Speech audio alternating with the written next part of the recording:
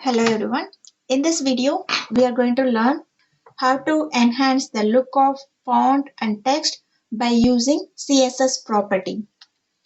So first let's look at the font family, that is the design style of the font. Okay.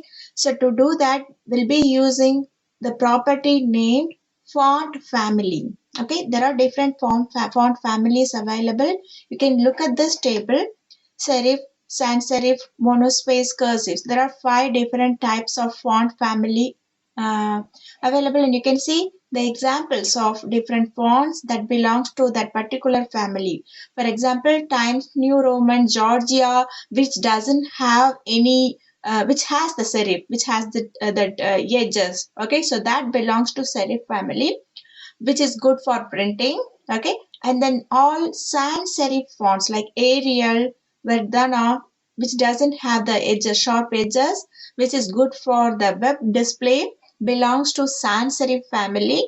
And then fixed with font, this kind of do you see this Courier New Lucida, this kind of fonts belongs to monospace family. And then all the cursive handwriting, cursive kind of families, fonts will belong to cursive family. And then sometime like this fantasy fonts like Jokerman, Papyrus, that belongs to fantasy family. But you have to make sure that these 4 fonts are kind of font families are mostly used by different browsers, supported by different browser. But this fantasy font is not supported by all different display device. For example, the fantasy family will look different in mobile display. Okay, so you have to use this fantasy family with caution. Now let's look at the W3 School website on how to use it, how to use different font families by using CSS property. Okay, so let's try it here. You can see this is the syntax. You have to specify the selector. Okay, what selector you want to, where you want to apply. If it is paragraph, then you can simply say paragraph. For example, if I say it's in paragraph here, you can just say paragraph, but here they use the class selector. Okay, and then font family is the property. Okay, you have to use the font family property, and this is the syntax. So in syntax, you have to specify what family it is. Okay, the different 5 families are there. So what family that particular font belongs to, that should be in the last part of this key declaration. And then you have to give 1 or 2 fonts that belongs to particular family. The reason is sometime if the first one is not supported by the browser, then the browser will take the second one. Okay, so you're just giving choices to the browser. So if one font is not available, then it will pick the second font. Okay, so the different types choices that belongs to that particular family and the family name. So this is the syntax. So font family is the keyword, that is the property, and the value is 2 or 3 choices and then font family name. Okay, so for example here I'm just deleting this, and then you can see how that font is changing. It is getting changed. For example, here in the second sans serif family, I'm just deleting this Arial. So you can see how it will pick up this the next font style, Helvetica font style, which is kind of similar. And then you can see in Times New Roman. So let me see. In sans serif, I'm going to use Tahoma. Let's try Tahoma here for the sans serif instead of Helvetica. Let's take Tahoma.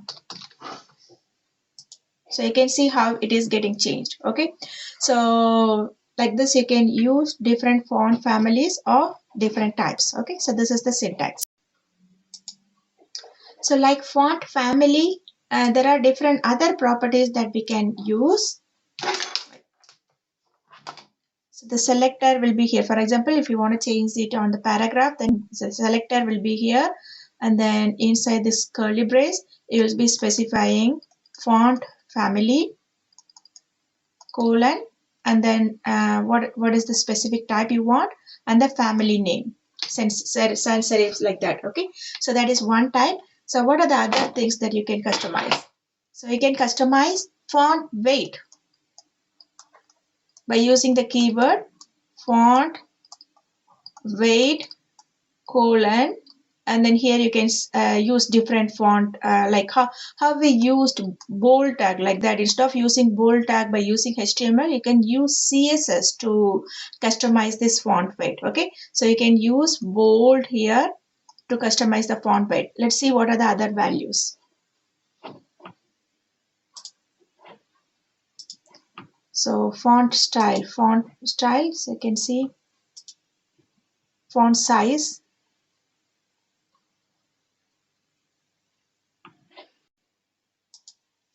So you can see what are the other values available. You can say font weight normal, or you can say bold, bolder, lighter, and you can even use the number value, numeric value.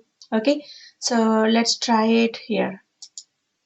So you can see the normal looks like this, and the lighter one look like this, and the bold one look like this. Let's see, you can change it to bolder.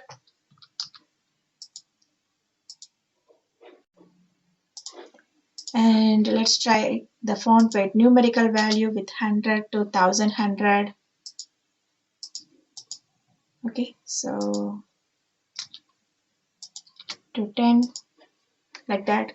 Okay, so font weight is the property that will help you to customize your font weight. Okay, so the next property is font style property. Font style property, let's look at the website, W3 School website. What are the different possible values of that? You can say normal, italic, oblique. Either you can use the I tag. So far we have used I tag to make it italic, but instead of using I tag, you can use the CSS by using this font style property. Okay, and then you can just use the value italic to make it italic or normal. Okay, so these are the different types available: normal, italic, and oblique.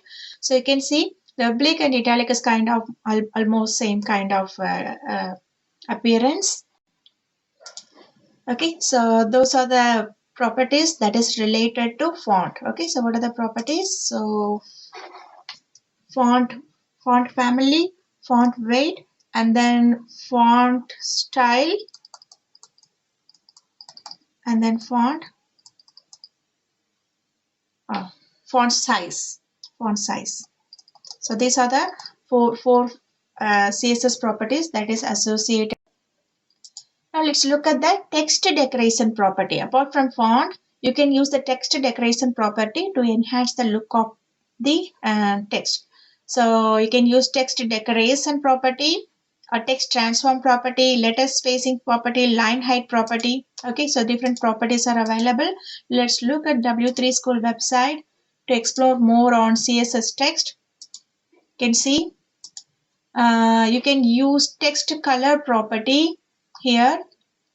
That is, we already know the CSS, how the color value could be changed by using the color property. And then you can use the text align property. You can see the keyword is text align. So you can use three different values: center, left, or right. Okay, so let's run it and let's change this text align of H2 from left to right. So you can see how it is getting displayed in the right. Okay, so like that you can use different values. So there are four values: left, right, center, and justified. Either you can use justified as well. So here instead of using right, we can use justified. So okay, so there are different properties. Four values are available for text align. And then text decoration property, where you can see none,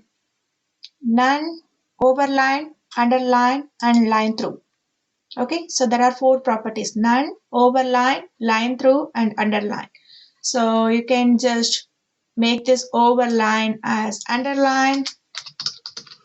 Then you can see how this is getting displayed underline, or you can say none.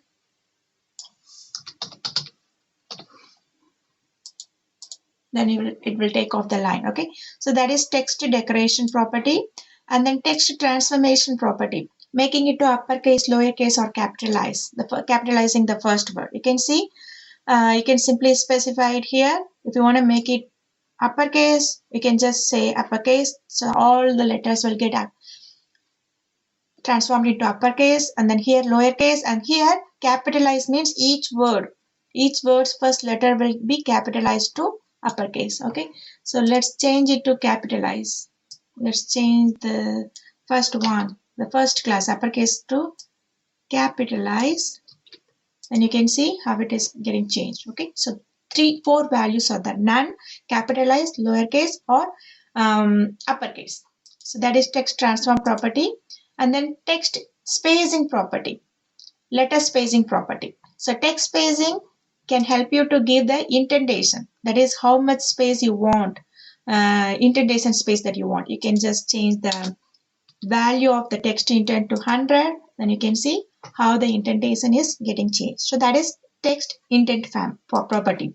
And the letter spacing property will help you to play around with the space between the letters. Okay, you can see how the letter spacing property of 3 pixel is getting displayed here, and how the minus 3 pixel is getting displayed here. If you change it to 0 pixel, then you can see this is normal. Okay, so that is letter spacing property. And then finally we are going to see text shadow property.